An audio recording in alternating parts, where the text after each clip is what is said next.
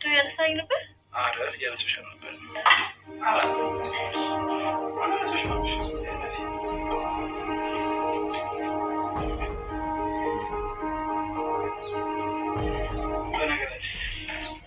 አባዬ ክፍል እንግዳ ምንድን ነው? ስለዚህ ቡና ወይም ሻይ አፊ።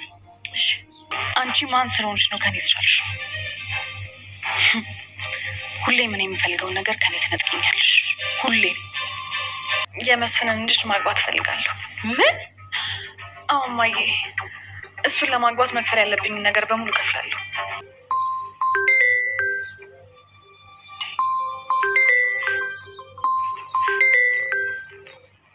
ነብዩ በሰዓት አንቺ ጋር ለምንድን ነው የሚደውለው? ምናልባት የሆነ ነገር ፈልጉ ይሆናል።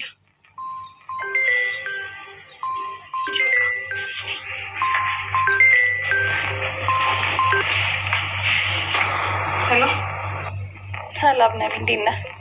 ፌቨን አንቺ ነሽ እንዴ? እኔ ነኝ።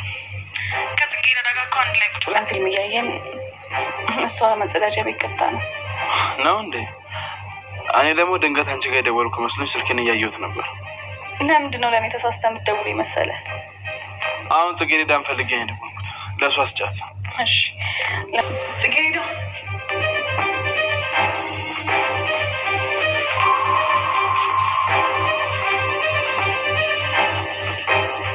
አለ ይመስገን። እንዴት አመሸሽ? ምን ነው በሰላም ደህና ነህ አይደለ? አረ በሰላም አትደንግጭ። ግን ደግሞ ነብዩና ጽጌረዳ ተቀራርበዋል። እነሱ ቤት በቤት ሰራተኝነት ተቀጥራለች። ተቀራርበዋል።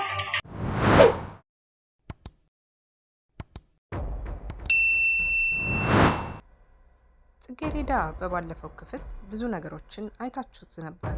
ከዚህ መካከል ደግሞ በባለፈው ክፍል ላይ ብዙ መከራዎችን፣ ችግሮችን አሳልፌያለሁ። የኔ መከራና ችግር በአንቺ እንዲስተጋባ አልፈልግም። አንቺን ለማሳደግ ዋጋ ከፍያለሁ እያለች የጽጌረዳ እናት እንግዲህ ያሰበችላትን ትልቅ ድግስ ወይም ደግሞ ሽማግሌን ሰውዬ እንድታገባ የእሷ ህይወት በልጇ ላይ እንዳይደገም ለማድረግ የሞከረችው ፓርት አይተን ነበረ። ሌላው ነገር ደግሞ የአቶ መስፍንን ልጅ ማግባት አለብሽ ስትል አሁን ላይ የፌቨን እናት የልጇን እያስጠነቀቀቻት ትገኛለች። እየነገርኩሽ ሳይሆን እያስጠነቀቅኩሽ ነው። ይሄ ማለት ደግሞ የአቶ መስፍንን ልጅ ማግባት አለብሽ፣ አንድ ትምህርት ቤት ነው የምትማሩት አይደል ብላ ስትጠይቃት ነበር። አዎ ግን ደግሞ ብሎ ነገር የለም በማለት እናትየዋ እንግዲህ ጠበቅ አድርገው ለልጃቸው ለፌቨን እንግዲህ መልእክት ከበድ ያለ ነገር ሲያስጠነቅቋት እንደነበር አይተናል ማለት ነው። ከዛም ባሻገር ደግሞ እንግዲህ ነብዩ በአሁኑ ሰዓት ላይ ከጽጌረዳ ጋራ ያላቸውን ግንኙነት ከሰራተኝነት ባለፈ እንዲሁም ከትምህርት ቤት ጓደኝነት ባለፈ አሁን ላይ ወደ ፍቅር ግንኙነት እየገቡ ይመስላሉና ከዳር ሆነው ነገሮችን እያጧጧፉ ይገኛሉ። በአሁኑ ሰዓት ጽጌረዳ ከባድ ውጅንብር የሞላበት ነገር ውስጥ ትገኛለች። ምክንያቱም እናቷ ደግሞ ይሄንን ነገር ጽጌረዳ ማንን ነው የምታገባ፣ ከማን ጋራ ይሄንን ቀሪ ህይወቷን ትቀጥላለች የሚለውን ነገር በደንብ አብራርታ አልነገረቻትም። እያጓጓቻት ነው። እኔ እንቅልፍ አይወስደኝም እናቴ፣ ምን አይነት ሰርፕራይዝ ልታደርጊ ነው በማለት ጽጌረዳም እንግዲህ ከዚህ ቀደም እንደምታስታውሱት ለእናቷ ምን ብላት ነበር? የሰዎችን ምክር ወይም ደግሞ የሰዎችን አባባል ሆናለች እያልሽ ምትይኝ ከሆነ ሁኜ ያሳይሻለሁ። ከዚህ በኋላ እንደዚህ አይነት ነገር አንቺ ስትይኝ ያመኛል በማለት ንጹሕና መልካም ልጅ መሆኗን እንዲሁም ደግሞ እኔ የእናቴ ልጅ እንጂ እንዲሁም ደግሞ የሌላ ሰው አይደለሁም፣ እኔ እንደ እናቴ ነኝ በማለት ጠንካራነቷን ስትገልጽላት ነበር ለእናቷ። በእርግጥ አሁን ላይ የጽጌረዳ እናት ይህንን ውሳኔ የወሰነችባት ከምታሰራት ሴትዮ ወይም ደግሞ ከፌቨን እናት የተቀበለችውን ወሬ ተከትላ ነው እንደዚህ አይነት ነገሮች ያደረጉት። አቶ መስፍን በአሁኑ ሰዓት የነብዩ አባት ናቸው። ነብዩ ከዚህ በኋላ ብዙ ወጥመዶች ይጠብቁታል ማለት ነው። ነብዩ ለምንድን ነው ጽጌረዳን ለራሱ አስቧታል። የአቶ መስፍን ደግሞ አሁን ላይ ችግራቸው ምንድን ነው? ጽጌረዳን የወደዷት ነው ወይስ ደግሞ ለልጃቸው ሊያጣብሷት ያልነበት መንገድ ነበረ? እሳቸው ለራሳቸው ጥቅም ነው የፈለጓት፣ ሲያስኮረምሟት ነበር። ምክንያቱም ነይ እስኪ ቁጭ በይ ተይው ስራውንና ምግብ ልስራለሁት ስትላቸው አይ ተይውና እኔ አልጋው ላይ ቁጭ በይ፣ ጫፍ ላይ ቁጭ በይና እናውራ እስኪ እኔ አንቺን ካየው በቂ ነው እያሉ የሆነ ለማሽኮርመም የሞክሩበትን መንገድ አይተን ነበር። ጽጌረዳ በጣም ተገርማለች። እጆቿን እያሸች አይኗን እሳቸውን ለማየት በፍርሃት እየተንቀጠቀጠች እጇን እያሸች በጣም በተለየ ስሜት ውስጥ ሆና ነበረ እሷ ስታስተናግድ የነበረ ይሄንን ንግግራቸውን እና ሌላው ነገር ደግሞ አሁን ፍቅርተና አሁን ላይ ዘርፌ በአንድ ላይ ወደ ሰውየው ቤት እየሄዱ ይገኛሉ። ወደ አቶ መስፍን ቤት ሄደው አሁን ላይ ጽጌረዳን ውሰዳት በጊዜ ሳትባልግ ሳትበላሽ ሌላ ጎረምሳ ሳይነካካት ውሰዳት ለማለት ወደ እሳቸው ቤት እያመሩ ይገኛሉ። አቶ መስፍን እንግዲህ ማን ናቸው የሚለው በጣም ከባድ ጥያቄ ይሆንባቸዋል። ጽጌረዳ በዛ ያሁኑ ክፍል ላይ በጣም ከባድ ነገሮች ተከስተዋል በክፍል 11 ላይ። ምክንያቱም ደግሞ ጽጌረዳ ማናት የማን ልጅ ናት የሚለውም ከባዱ ጥያቄ ነው። አባቷ እናቷን ሳይወድ አድርጎት ከሆነ ወይም በእናቷ አፍራ ከሆነ ይሄንን ነው አባትነቱን የማልቀበለው። ግን ደግሞ አባቴ በምንም ሁኔታ ውስጥ ሆኖ ሊሆን ይችላል እኔን የተወኝና አባትነቱን አልክድም ብላለች። ይሄ ማለት ደግሞ ከባድ መልእክት አለው። ከዚህ ሁሉ ጀርባ ባሻገር ደግሞ ብዙ ነገሮች እየተበላሹባት ሊመጡ ይችላሉ። ምክንያቱም አሁን ላይ በገንዘብ ሴቶቹን ከሚሸጡ ወይም ደግሞ ከሚደላደሉ ሰዎች ደላላዎች ጋራ ስራ እንድትጀምር የልማት ስራ ነው በማለት መስኖ አውጭ ናቸውና ከነሱ ጋር አብረሽ ትሰሪያለሽ፣ በሳምንት ይህን ያክል ዶላር ይከፈልሻል በማለት እሷን ወደዛ ጠጋ ጠጋ እንድትል ከአንድ ሰው ጋር ጉዞ ጀምራለች። ይሄም ማለት ደግሞ ነገ እንድትጀምሪ ስራውን ወይም ደግሞ በተመቸሽ ሰዓት ጀምሪ፣ ለአንቺ ህይወት ይቀይራል፣ በሳምንት አንድ ቀን ነው ስራው የምትገቢ በማለት ከፍተኛ ደሞዝ ተከፋይ እንደምትሆን ነግሯታል።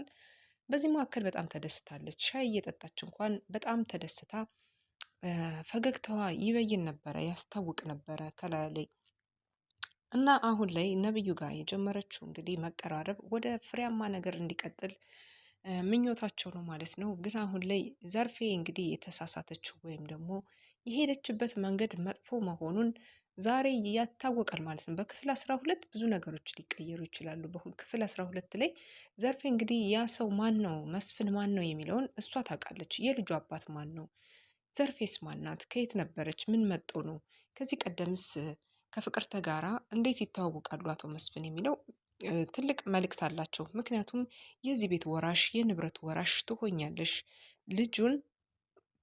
ልጁን ግዴታ ማግባት አለብሽ ስትላት ነበር ፍቅርተ።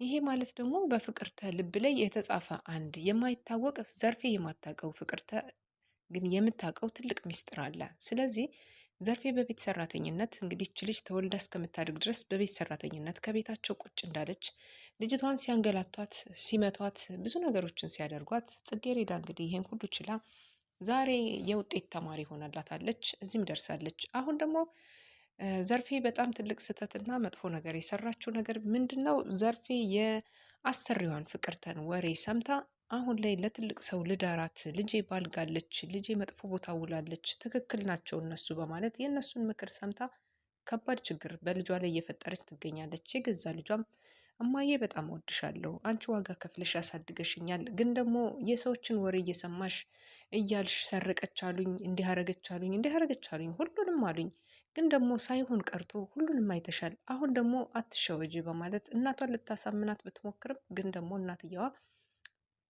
በትክክል የአሰሪዋን ወሬ ስለሰማች እውነት ልጄ የባለገች ያክል ነው የተሰማትና ነብዩም አባቱ በታመመ ሰዓት ላይ ሆስፒታል ብቻውን እንዳይሆንና ሰው እገዛ ካስፈለገው ብላ በዛ ሰዓት አድራ ነበረ።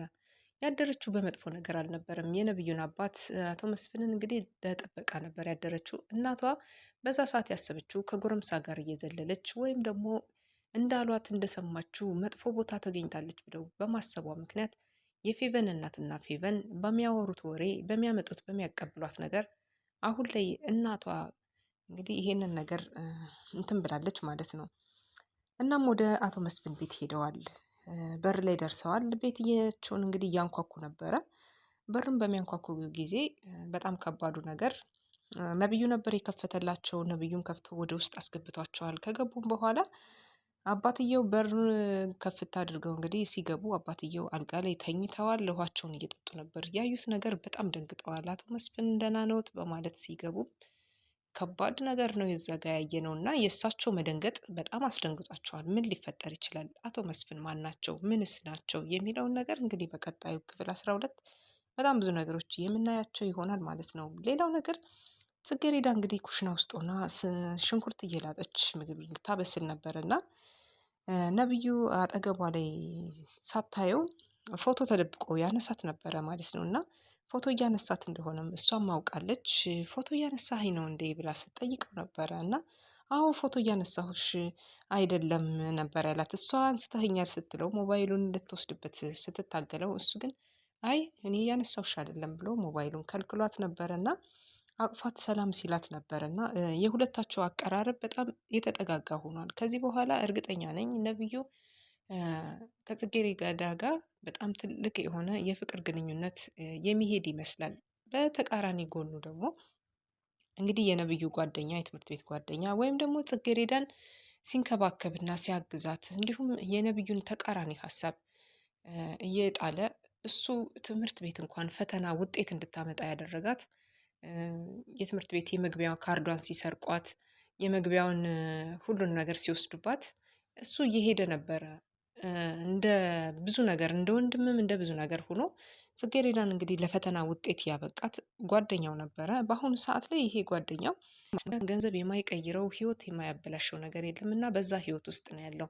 የሚገርመው ነገር ሴቶቹ እንዴት አልመጡም በማለት ጥያቄ ያቀርባል። ምክንያቱም ከትምህርት ቤት ውስጥ እየመለመለ ወይም ደግሞ ከትምህርት ቤት ውስጥ ያሉ ሴቶችን እንግዲህ ለአቅመ ሔዋን የደረሱትን ምንም ነገር ያልተነካኩትን ሴቶች እየመረጠ ለባለ ሀብት ለባለ ጸጎች ያከፋፍላል ማለት ነው። ይሄ ማለት ደግሞ ካላመጣህ አለቃህ ምን ማለት እንደሆነ ታውቃለህ በማለት ጠቀም ያለ ዳጎስ ያለ ገንዘብ ሰጦት በኪሱ ሲይዝ አይተናል። ከኋላው ፌቨን ስለነበረች ስላያት አንድ ሰው እየመጣ ነው ከትምህርት ቤት የማውቀው ሰው፣ ስለዚህ እንትን ማለት አለብህ መሄድ አለብህ በተሎ በማለት እሱን ሲከለክለው ሲሰደው አይተን ነበረ።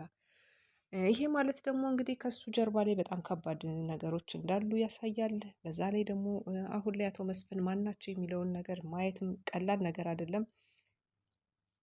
ሌላው ነገር ፌቨን አንድ የሰራችው እንትን አለ።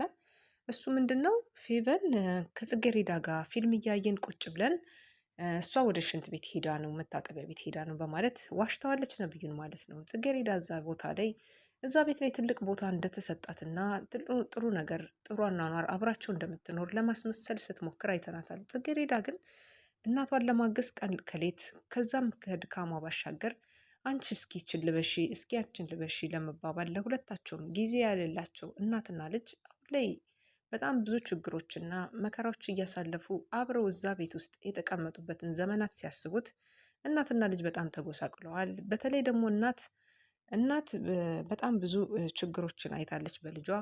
ሌባ ልጇ ስትባል ይሄን አድርገሻል ስትባል ስትመታ ስትናቅ ስትገፈተር አይታለች። ልጅም ደግሞ በተራዋ ጽጌረዳም እናቷን እንዲሁ ሲያጎሳቁላት ብዙ ነገሮች ሲያደርጓት አይተን ነበር ማለት ነው። እና አሁን ላይ ዮናስ እንግዲህ የሚባለው ጽጌረዳን ወደ መጥፎ ዓላማና ቦታ እንዳይሰዳት የሚያስፈራ ነገር ነው። ምክንያቱም ስራውን ልትሰራ ተደራድራለች። ይሄ ሁሉ ነገር የሆነው ደግሞ በዮናስ መሰረት ነው ማለት ነው። ዮናስ ማን ነው የሚለውንም ከኋላው ብዙ ነገር ልናይ የምንችለው ነገር አለ። ሌላው የነብዩ ጓደኛና ዮናስ የሚያደርጉት አንድ ነገር አላቸው ከጀርባ።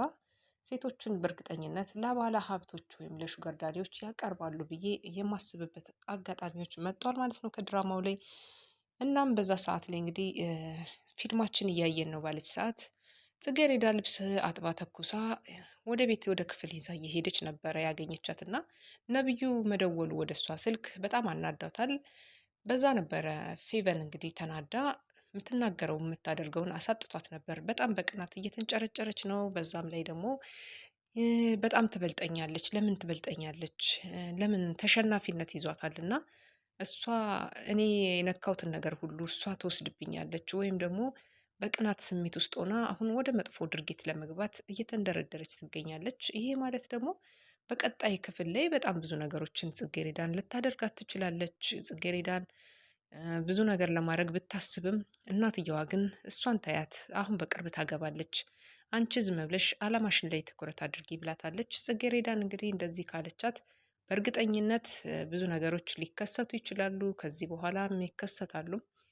የጽጌረዳ አባት በድንገት እኔ እንደ ዝም ብዬ እንደ ግምት ሳስበው የጽጌረዳ አባት በአሁኑ ሰዓት እንግዲህ አቶ መስፍን ይመስሉኛል ማለት ነው። ምክንያቱም ጌጤ የቤት ሰራተኛ ከሆነች ከዚህ ቀደም ትውውቅ ይኖራቸው ይሆን? ለምን ደነገጡ እሳቸው የሚለውም ትልቅ ነገር አለው ማለት ነው። እስኪ ቀጣይ ክፍል ምን ይሆናል ብላችሁ ታስባላችሁ? ወዳችኋለሁ። ሁላችሁም ባላችሁበት ሰላማችሁ ይብዛ። በክፍል 13 ደግሞ ትንታኔዎችን ይዤላችሁ ቀርባለሁ። ስራ ላይ ሆናችሁ ያልተመቻችሁ በእንደዚህ መልኩ ፈታ አደርጋችኋለሁ ማለት ነው። መልካም ጊዜ